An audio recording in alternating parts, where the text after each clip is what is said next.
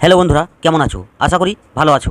আজকে আমি তোমাদেরকে একটি এলইডি ব্লিঙ্কিং বা ফ্ল্যাশার সার্কিট বানিয়ে দেখাবো। তো এই সার্কিটটি 220 ভোল্ট ডাইরেক্ট চলবে।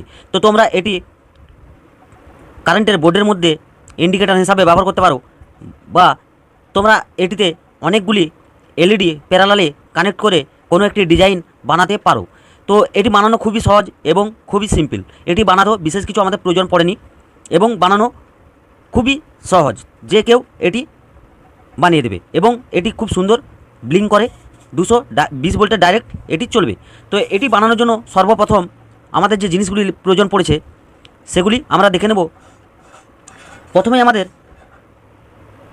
প্রয়োজন পড়েছে একটি BC547 NPL general purpose transistor. তো এই ট্রানজিস্টারটি তোমরা যে কোনো ইলেকট্রনিক দোকানে পেয়ে যাবে 2 থেকে 3 টাকা দামি।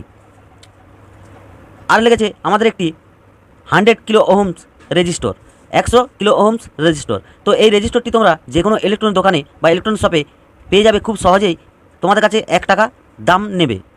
আর লেগেছে আমাদের একটি 220 ইওপ 25 ভোল্টের, 16 ভোল্টের, 10 ভোল্টের, তোমরা ভোল্ট যতই হোক ইওপের মানটি ঠিক রাখতে হবে। তো 220 ইওপ ক্যাপাসিটার। তো তোমরা এটি যে কোনো পুরোনো সার্কিট বোর্ড থেকে পেয়ে যেতে পারো খুব সহজে, বা যে কোনো ইলেকট্রনিক দোকানে পেয়ে যাবে।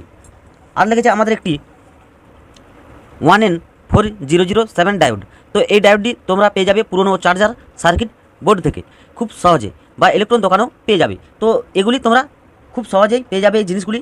এবং এটি খুব সুন্দর একটি সার্কিট, যে সার্কিটটি দ্বারা তোমরা 220 ভোল্টে এলইডি ব্লিঙ্কিং করতে পারবে খুব সহজেই, এবং এটি যে কোনো ডিভাইসে বা তোমরা কারেন্টের বোর্ডের মধ্যে ব্যবহার করতে পারো। তো দেরি করবো না, চলো কীভাবে দেখে নিই। প্রথমে আমরা যে এসি কর্ড এরকম একটি নিয়েছি। তো আমি পুরনো যে চার্জারের সামনের অংশটি কেটে এসি কর্ড এভাবে বানিয়ে নিয়েছি। তো তোমরা যেভাবে খুশি বা যেমন করে খুশি এটিতে ইনপুট দিতে পারো 220 ভোল্ট।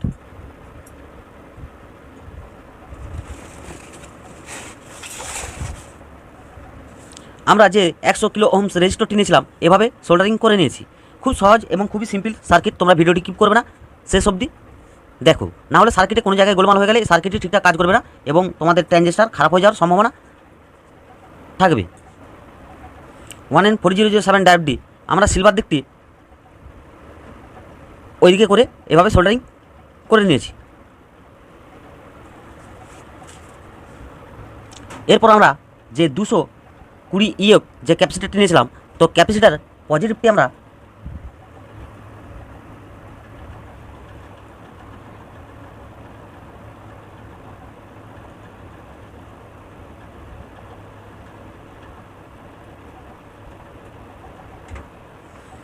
ক্যাপাসিটারের পজিটিভটি আমরা রেজিস্টরের মধ্যে এভাবে সোল্ডারিং করে দিয়েছি এবং নেগেটিভটি ডায়োডের মধ্যে এভাবে সোল্ডারিং করে দিয়েছি।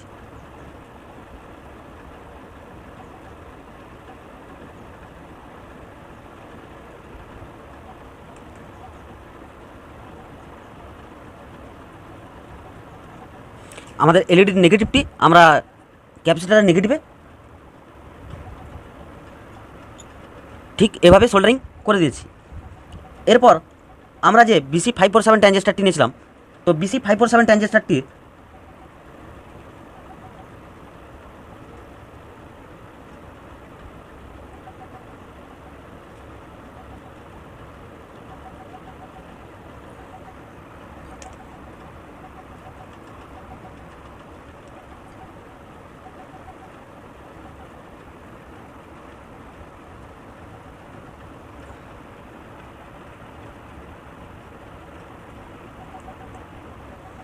BC547 ট্রানজিস্টারটির কালেক্টরটি আমরা এলইডির পজিটিভে এবং ইমিটারটি আমরা ক্যাপাসিটারের পজিটিভে এভাবে সোল্ডারিং করে দিয়েছি এবং যে মাঝের বেসপিনটি ছেড়ে দিয়েছি।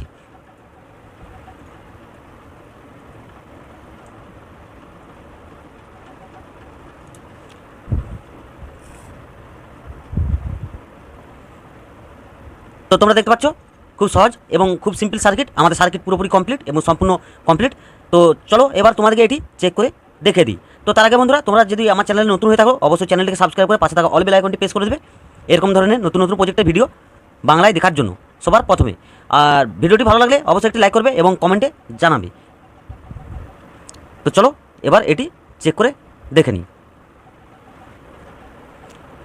তো তোমরা দেখতে পাচ্ছ আমি 220 ভোল্ট একটি বোর্ড নিয়ে নিয়েছি, এসি বোর্ড।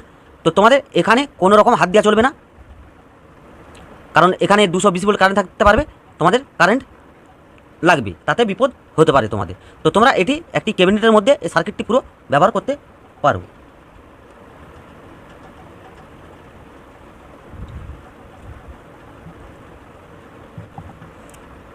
তো এটি 100% কাজ করছে। তো তোমরা অবশ্যই এটি বাড়িতে বানাতে পারো। তো তোমরা এলইডি প্যারালালে কানেক্ট করে, সিরিজ করা চলবে না, প্যারালালে কানেক্ট করে নেগেটিভে নেগেটিভ, পজিটিভে পজিটিভ, এভাবে তোমরা যটি খুশি এলইডি দিতে পারো বা যে কোনো কালারের এলইডি দিতে পারো। তো আশা করি ভিডিওটি ভালো লেগেছে, ভালো লাগলে অবশ্যই একটি লাইক করবে। তো চলো বন্ধুরা, দেখা হবে পরের ভিডিওতে।